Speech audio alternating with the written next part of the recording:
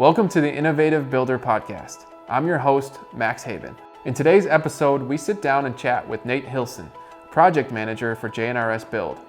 In our conversation, Nate shares a little bit about his background in the construction industry and some of his favorite parts about working with clients and crew members on a remodel or house building project. We ask that you hit that subscribe button and like this video.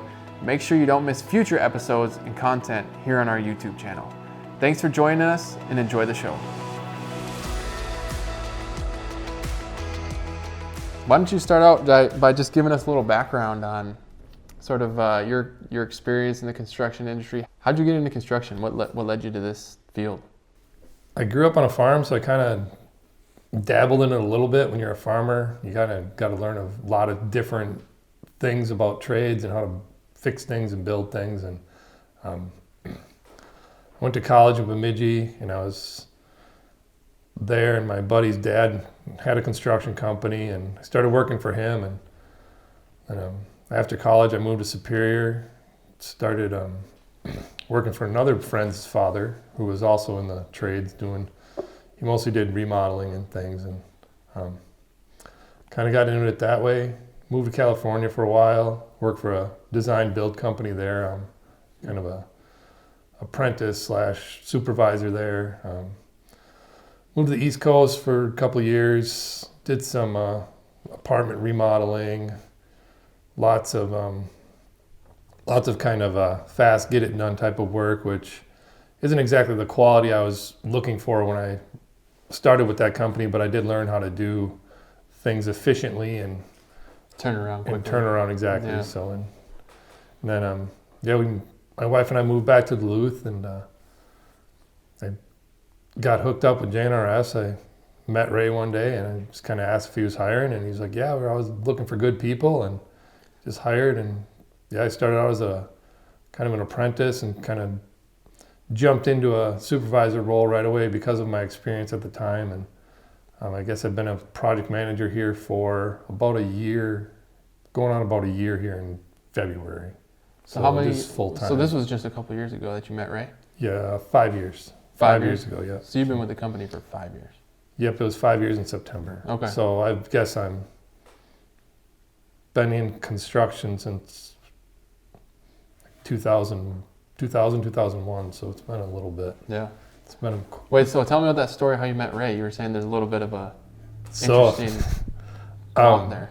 I was buying a weed whacker, and at the time I had a Ford Fusion, and I had the seats down, and I was shoving the weed whacker into the back of the car, and Ray was picking up some chains that he had gotten sharpened at a local hardware store, and I had a heavy metal t-shirt on, and I asked him if they were hiring people, and he just gave me this odd look of, who's this guy trying to put a weed whacker into a car and asking me for a job. So he said they're always hiring good people, and I came and applied, and well, here it is 5+ years later, and I'm still here. So wow. It worked out.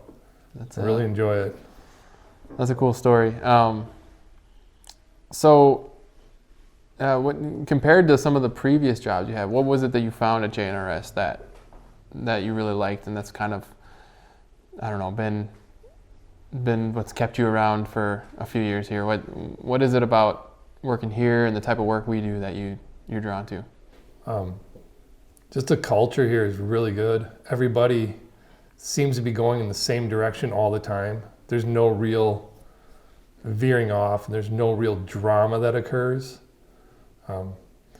That's the best part about working here, is just the culture and the people that work here, and everybody is on the same page for the most part. And if we're not, it's always resolved, and it's always brought to the forefront. There's no background noise of who said what or who did what. It's always in the forefront. And the customers that we have here are some of the best customers I've ever worked with in my life.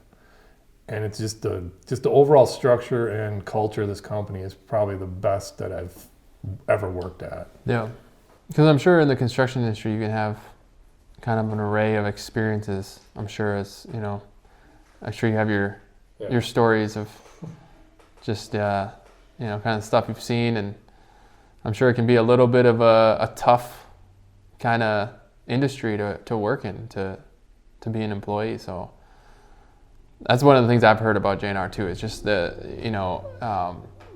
the crew members, people who've worked in other construction companies, just talk about how just used to getting yelled at, or I'm used to my boss cursing me out, or just poor quality of work or something. And it really seems to be a staple of kind of what this company's all about. Yeah, when I was in the field, you just strive when you're here working on one of our job sites. Everybody the tone is set by the foreman, and we have lots of good foremen, and it's an environment of respect to the customer's home. When we go into remodel, we realize you're living there, it's your house, and we try to make it as comfortable as a remodel can be. Yeah. And that's what we strive to do, and that's what I really enjoy seeing. And we hear that a lot at the end of jobs, that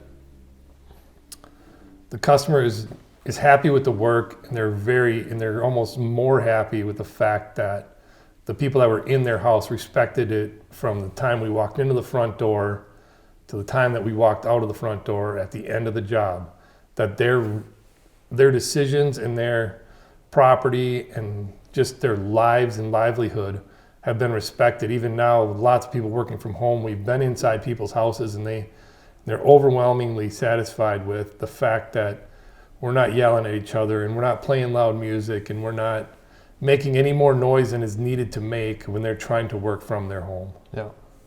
Yeah. And that's a big thing right now with the whole situation the way it is. Yep. So it's just more important than ever, really. Yeah. And so, as the project manager, tell me practically what that involves. What's your role in a project, and how what's sort of your day-to-day responsibilities? So as a project manager, the sales and estimating team, they sell the job, and then a couple, depending on the lead time and materials or what's going into the job, I come on anywhere from 2 to 3 to maybe even 4 months out sometimes, depending on what we need to get for that job to start. Then I kind of take it from there with customer communication, supplies, materials, getting our labor lined up, letting the customer know tentative start date.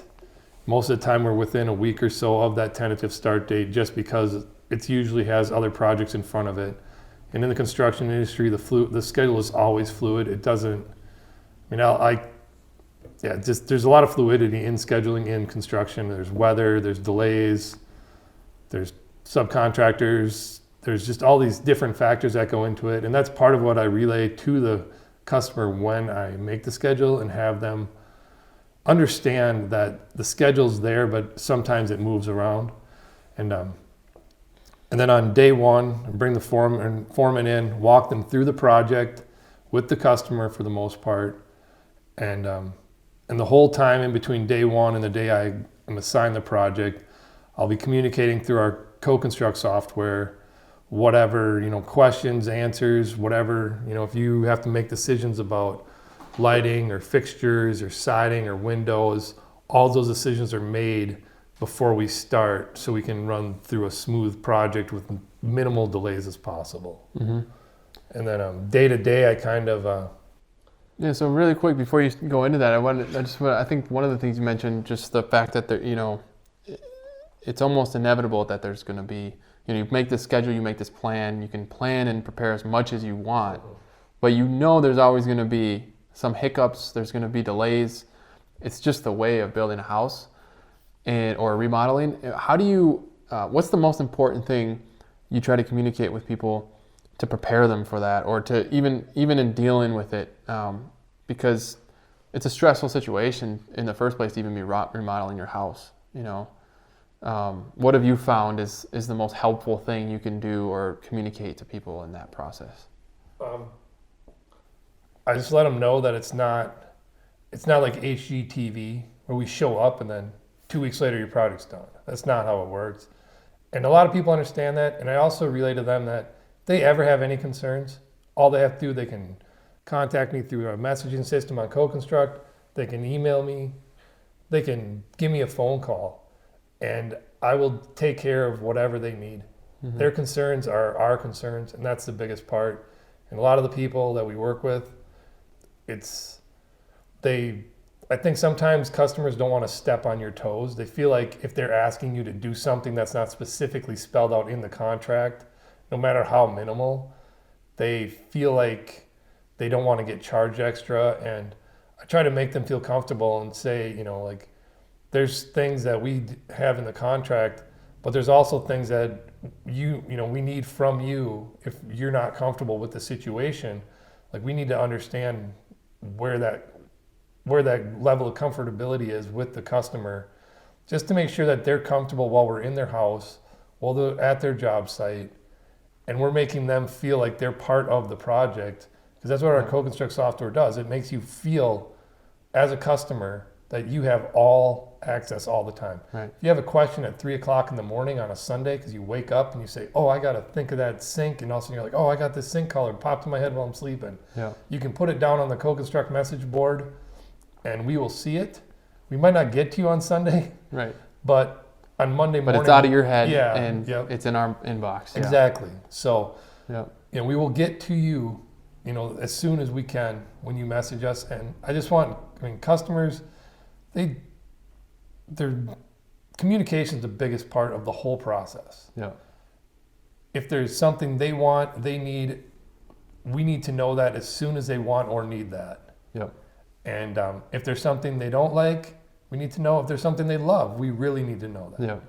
And these are the things that, it sounds really simple, but a lot of customers in my experience, they feel like if they ask for things, they're going to get in your way. Yeah. Or get charged more. Exactly. Yeah. And it depends. If it's something major, there's going to be a change. Mm-hmm. Right? But if it's something that they really want, and we can make it fit into their schedule, and if we have to bump the schedule up or down, there's a lot of moving parts to the schedule, but a lot of the times it's flexible enough where we can get different wants and needs of our customers in as they come up. Right.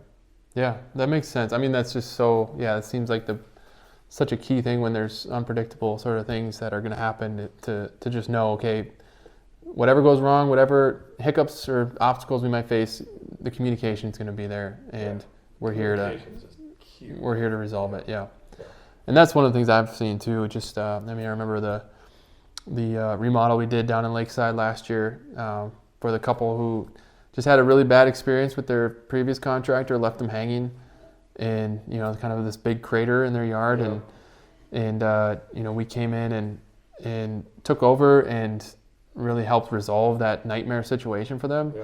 And just hearing them talk about that experience and just the contrast and what it was like with the previous contractor, not to badmouth anybody, but you just don't know what you're going to get sometimes, and I can see that in our company that is vital to what we do and how we enhance the customer experience. So that's the customer side. Talk about the crew side, because you're not only working with the customers on the project, but you're also you're scheduling crew members, you're managing the projects and the updates and whatnot with that. Tell me a little bit about that and how that integrates into a positive client experience. So I know you mentioned earlier a little bit about how we kind of behave in the homes and making sure that we're respectful, but any other ways that sort of part of your job, any insights there? Well, dealing with the crews it's complicated sometimes, and it's really easy other times, depending on the level of skill it takes to do the job that's required. But our crews are very talented, and a lot of the times, they also communicate. They're pretty much the face of our company during the process of the job that we're doing. Mm-hmm. I'm not always on the site. The other project manager isn't always on the site that he's in charge of. So when our crews step into that house, I make sure that they understand everything that needs to be done in that house and what the expectations are. And I guess as far as my job and moving my crews around and doing that kind of thing, I try to make sure that, one, our crews always have work, and that's part of the sales team also. And we'd like to, we get that funnel going, and we have try to build a backlog for our crews to have work, and then to move the guys around. I try to keep jobs staffed as needed. So if we need 5 guys here and 2 guys here one day, and then the crews are pretty solid. We run in crews of like 2 or 3 for the most part for remodels, but we also have some guys that kind of float between the framing crews and the remodel crews that are multi-talented. And those guys can come on board. If we need to put a bunch of windows in one day, we need 5 or 6 guys on that site. We have enough manpower to move to that site, put all those windows in, and then peel a couple guys off, because you don't need exactly 6 guys doing exterior trim or interior trim. And same thing, bathroom remodels, kitchen remodels. The day we do your demo, we're going to put 4 or 5 guys on that project to make sure that demo's done in a couple days. Yeah.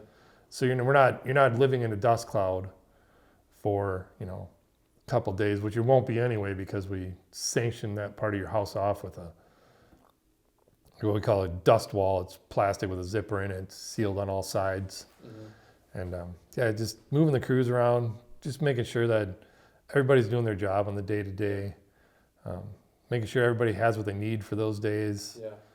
I mean, sometimes I feel more like sometimes a crewman the foreman, more or less, some days I feel like they tell me what to do instead of vice versa, which is good, because I need to know what they need if I haven't gotten them what they need. But most of the time they do have what they need. If we run into issues sometimes, that's also part of my job, to kind of figure it out, come up with a plan, make sure they get materials for those issues, mm-hmm. and make sure to relay to the homeowner that, hey, we ran into this, take pictures, take notes, all that kind of stuff. So how do you, the construction work can be hard work and can be, any kind of labor intensive work can be, it's understandable that people might get grumpy every once in a while, or there might be some tensions. How do you sort of help to manage that? How have you seen in our culture that that element kind of be dealt with in the best way possible? When we're working long hours, or when projects are getting long and hard, how do you keep people motivated? How do you keep people in good spirits? I just feel like if I show up on a job and I see something I like, I make sure I tell them that it looks good. That looks good. That looks great. Mm-hmm. You did this really well. That looks really good. I mean, just to keep everybody's attitude up. And if I see something I don't like, I rarely yell at anybody. Yelling is not helpful to anything. And I say, hey, come here, this is what I found, and this is what we need to do to correct it. And people understand, if you're just upfront and truthful, tell people what you think, look them square in the eye and tell them the truth.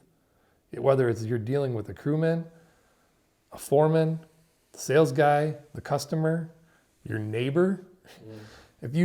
If you just tell them what you think, just straight up look at my, tell them the truth, it doesn't matter who you're involved with. People are going to respect the fact that you told them the truth. Mm-hmm. If you try to cover something up on a job, I will find it. With my experience, I'll find out. I can tell what you did or what you didn't do. So it's just telling people what you think and what they do, and then working through issues and just saying, this is how we can solve this issue, instead of just saying, well, this is wrong, and then walking away. Yeah. That's the best way. I felt if we just help the crews that aren't, some of the guys that may be struggling on a job site, just kind of take them aside and say, hey, this is what we need you to do, and this is how you can help yourself to do a better job, not only for the company, but for yourself. Yeah. So if you do your job better, and I like to encourage people, and our foremen also, they encourage people. I mean, there's a very encouraging environment here that, I guess, one of the words we always use is empowerment. We like to empower people to do their job so they can be not only better at their job, but just be better people in general. Mm-hmm. And it's kind of the empowering somebody to, from the guy sweeping the floor to the guy that owns a company. Everybody's it's a good culture, and we all just try to pick each other up, and we don't try to step on each other's toes or shoulders and push them down to get above somebody. Yeah. We just try to lift each other up all at the same time. Yeah. That's great. Well, moving towards the conclusion here, what do you see for J&RS in the future? What are you most hopeful about in the growth of this company over the coming years? I've seen this company go from, when I started, there was 11 guys, a couple people in the office. Now there's staff of like 40, right? 41, I think there is. And I just think that the growth is awesome. And I'm really looking forward to the showroom opening, because that is going to be a key piece to the company's future. I just think having that in place it'll streamline the process, for one, and two, it'll just it gives a place for customers to go and just, if they're repeat customers, they can come back and walk in and as far as my role there, I think I see myself as, I'm just only been a project manager for a year, a little bit over, and I'm not really looking to move beyond that until I kind of quote unquote mastered this position, which I don't know if it's possible. There's a lot of moving parts all the time, and every job we do is different. But yeah, just maybe a team lead of a project managers in the future sometime, but pretty happy where I am right now with the company, and I think the company's in a really good place moving forward. We had a really good plan with everything that we're doing, and everything has been thoughtfully planned out to hopefully succeed. That's excellent. Well, thanks, Nate. That was all really great insight, and I think it gives folks watching just some idea of what it's like to work with our project management and kind of what the experience is like in that process. So thanks for sharing. And yeah, I have to say I have just seen you work on a day-to-day basis, and it's been awesome just to see your role here in the company and how you help enhance that culture and kind of spread that vision, and it's very contagious. So keep up the great work. Thanks, Max. Thanks for being here on the podcast today.